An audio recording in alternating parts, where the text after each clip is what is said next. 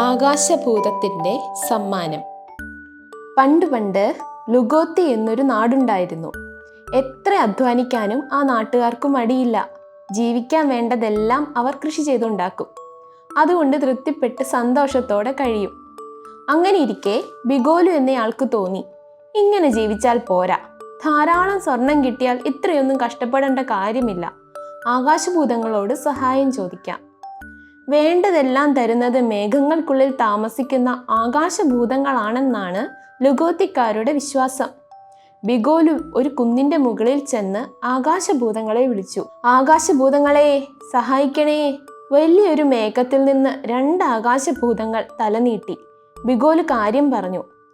ആവശ്യത്തിലേറെ പണം കിട്ടുന്നത് നല്ലതല്ല ബിഗോലു, ആകാശഭൂതം പറഞ്ഞു. ബിഗോലുവിന്റെ മുഖം വാടി.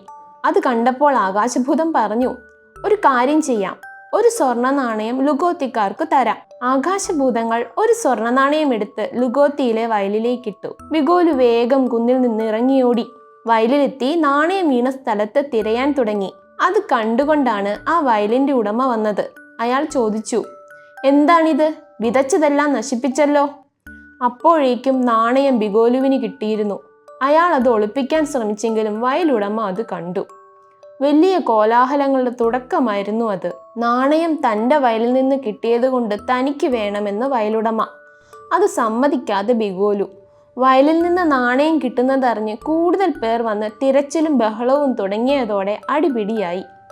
അല്പസമയത്തിനകം ആ കൃഷിഭൂമി ആകെ നാശമായി.